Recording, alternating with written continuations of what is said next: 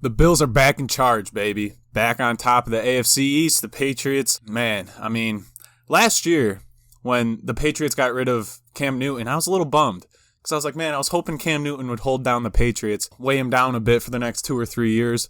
Who knows, maybe at least one more year, but then they drafted Mac Jones.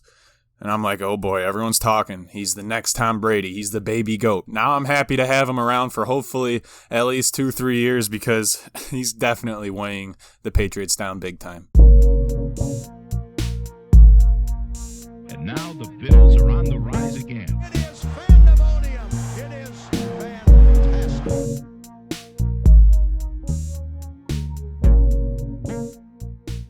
Alrighty, folks, welcome back to another episode of Good Neighbor Sports. As always, I am your host, Austin Hinton, and if you're new here, we talk Buffalo Bills football, so if you like that kind of thing, if you like the Bills, leave a like on the video, subscribe to the channel, helps me out, helps the Bills out.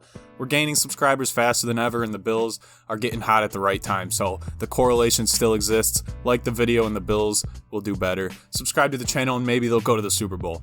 Who knows? But yeah, another big win by the Buffalo Bills, putting their fate back in their own hands, leading the AFC East over the Patriots, and actually the Dolphins are creeping up on the Patriots there too. The AFC East has been competitive this year. I mean, put the Jets aside, the Dolphins have been mounting a very impressive comeback, having started the season 1-7. The Patriots started a little soft as well. They did pretty good, and Buffalo, I mean, we've been up, down all season, and I mean, we're still leading the charge. So if we can win these next two games against the Falcons and the Jets, the fate's in our hands, and we could potentially squeak out that first seed win if the cards fall correctly, but I don't see that happening. I don't see the Chiefs losing twice or the Titans losing twice. But regardless, the Buffalo Bills are back in the race. We've been hovering around that 7th seed wild card spot for a while, and now we just jumped up to the 3rd or 4th seed, something with that win over New England, which should have had the first win over them the first week we played them in week 13, but hey, I mean, there was a windstorm. There was a whole tsunami going on that day, a whole blizzard. And this time, a little less horrible weather, but the Bills still took advantage, and the Patriots aren't the team. The Buffalo Bills are the team, baby. This was an absolutely dominant performance by the Buffalo Bills. I mean, the Patriots put up 21 points, 3 touchdowns. They were 3 for 3 in the red zone, which not great on our defensive report card, but regardless, our offense put up 33 on them. So, I mean, it's the best defense is a good offense, and vice versa, maybe, if you want to talk postseason stuff, but regardless, first downs, Buffalo had 28 of them, New England had 20. Total yards of offense was 428 yards from the Buffalo Bills. This was an amazing game. Let's see, 314 passing yards from Josh Allen, 3 touchdowns, 30 for 47. The dude was just balling out all day. He led the team in rushing as well, but Singletary was great all day. I mean, his yards per carry wasn't phenomenal, but man, you got to see something that we haven't seen all season long, and that is yards after contact. This dude should be nominated for like all of the angry runs from this week. He's just plowing through people, and he's not a big dude at all. I think he's like 5'10", 207 pounds, something like that, and he's just bulldozing over 220-pound linebackers, just pushing them yards ahead to get the first down. But the story of the day came from Isaiah Mckenzie filling in for Cole Beasley for Gabe Davis after those two are out for the game, maybe even next week as well, being unvaccinated and testing positive for COVID. But Isaiah Mckenzie filled in phenomenally for those two, and man, I think he just punched his ticket to a spot on the roster next season. Maybe Cole Beasley will be out of here, who knows. He doesn't seem too happy with the situation or whatever's going on. He's a little preoccupied with some other stuff. Isaiah Mckenzie, game ball, absolute monster on the field. And the Buffalo Bills won the turnover battle. I said that I didn't make a video last week, previewing this game. It was holiday season. I'm spending time with family. I didn't want to make a video. But if I had the game plan, would be, one, we need our defense to get some turnovers. I mean, we had a ton of them early in the season. The last few weeks has not been any meaningful turnovers happening in our favor. So if the defense can cause some turnovers, that would be good.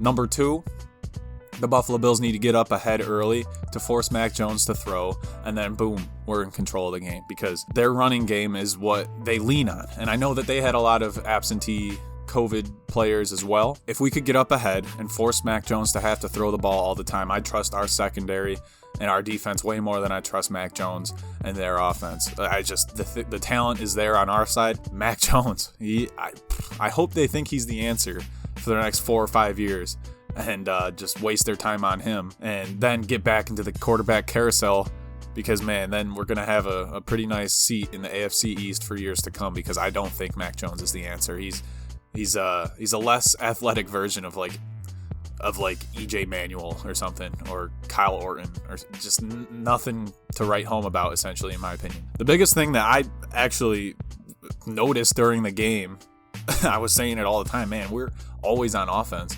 We absolutely destroyed the time of possession game. I think we had like 35 minutes of possession, and the Patriots had some like 25. We had like 10 more minutes of holding the ball than they did. You're going to win games when that happens, unless it's their defense scoring pick sixes every time. But that didn't happen. The Buffalo Bills just demolished the Patriots, and it was so good to see. And they did it in Foxborough too. They traveled to Foxborough, and they're all rowdy fans, like, yeah, you thought you guys were going to be good just because you had one good season last year and we were trying to figure out our whole organization. Like, nope, we have it figured out. There was a New England fan that chimed into a Patriots talk show saying that the Buffalo Bills are going to be running the AFC East for the next 20 years, and the future of the NFL is in Buffalo, in Josh Allen, not Mac Jones. And hey, that's a smart Patriots fan. There were some stupid penalties that happened, but 5 of them for 45 yards is just a dent in what we have seen. I think there is the Colts game or something. We had 11 or 12 penalties for over 100 yards. The Jaguars game, we gave them more first downs from ourselves making stupid decisions than them actually getting first downs. I mean, the penalties seem to persist, and going into the postseason, this cannot happen. But hey, we still came out on top. Isaiah Mckenzie and Stephon Diggs just torched them. They did great all day long. Isaiah Mckenzie, 11 receptions. I think he only had 7 on the season going into this game, so more than doubled there. For 125 yards, this man was just very reliable. He was catching balls, and this dude is so small. He's just bouncing off the turf, coming up like 3 feet off the ground and getting the wind knocked out of him probably, but he's holding on to stuff, which is important. He was benched. He was a healthy scratch for the fact that he couldn't hold on to stuff. He was muffing punt and kickoff returns, dropping them, and just, couldn't do it in that sense. But on offense, this dude's a treasure. So get him off the return game. Get him into the offense. I mean, we got depth all around. We got Diggs. We got Beasley. We got Sanders. We got Davis. We got Mckenzie. We got touchdown Jesus Jake Kumaro. I mean, these dudes ball out every time they're on the field for us.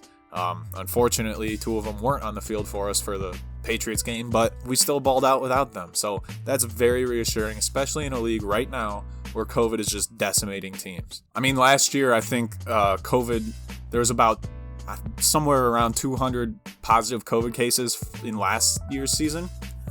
And since Thanksgiving in this season, there's been like 400. So COVID's here. It's here to stay, and it's more problematic than it was last year. The name of the game, whoever wins the Super Bowl, is depth. Whoever's got the depth. And I think we got good depth across the board. Maybe not so much on our offensive line, because we were damaged there as well. Deion Dawkins was able to come back and actually produce an amazing game for us, having gotten COVID for the second time and beating it, testing negative, getting back out on the field, and he did amazing. I mean, this play right here, he absolutely trucked a dude after Stephon Diggs was trying to get a few extra yards going upfield. And this man came in like a wrecking ball, knocked the soul right out this guy. I mean, Deion Dawkins wasn't doing great things all season long. I've been very critical of him, and I thought that maybe him having COVID that first time really just took a lot of the fight out of him. Something happened, and he wasn't really producing, but now he's doing pretty good up there, and we need every single person we can on our offensive line, because, I mean, we cycle through them like it's nothing, and our defensive line as well could use some depth too, but I think everyone that is filling in and it's their turn to play has been doing amazing. I'm going to try and speed this up here because this is already getting a little long. I'm talking a lot, but on the defensive side of the ball, the tackling I thought was pretty damn good. It was very solid. Everyone seemed like they had, some liquid cement on their gloves and they were just ripping people down, no problem. Tremaine Edmonds, Harrison Phillips had amazing tackles all day long. Micah Hyde, obviously, with the interception after a couple of tips happened. It's just some great defensive situational football, phenomenal play. Those turnovers were key. Ed Oliver started the game off very strong. He's been having his absolute breakout season for sure. This dude is just tearing it up week in and week out. I'm loving it. I'm loving that we have this mean quarterback killer on defense there alongside Greg Rousseau, who was dominant all day, getting his face in Mac Jones. I mean, Mac Jones ain't that tall, but Greg Rousseau is, so I mean, he's forcing him to throw it up and over instead of line drives. That's not like Mac Jones can do either of those very well anyways, but those guys getting after him all day long was just huge. Correction, Micah Hyde had 2 interceptions. I think the second one came kind of towards the end of the game, sealing the deal. But man, yeah, Micah Hyde, I don't get how he's not in the Pro Bowl. I don't get how Poyer's not in the Pro Bowl. I don't get how Allen's not in the Pro Bowl. I just don't get it. There's so many snubs all around, but the Pro Bowl is fake. Oh man, that is just a popularity contest that our guys will never win because Buffalo is a small market team. And I mean, there's a more important game happening after the Pro Bowl anyways, so those kids can play dodgeball all they want, but hopefully Buffalo is getting ready for the big game the week after. And of course, Tyler Bass, perfect on the day. What can you say? This dude is a monster. Phenomenal draft pick. Tyler Bass, hell yeah, good for you. So yeah, the Buffalo Bills did it. I mean, they took control of their destiny with this win over the Patriots, and now we have the Falcons to look forward to and then the Jets to round out the season. And this game against the Patriots, winning it the way we did, ever since halftime of that Buccaneers game, this has been a completely different team. And I think we're getting hot at the right time, like I've said in previous videos dating back to the very beginning of the season. Got to get hot in December and in January, and I think we're on track to do that right now. The Bills are looking very good.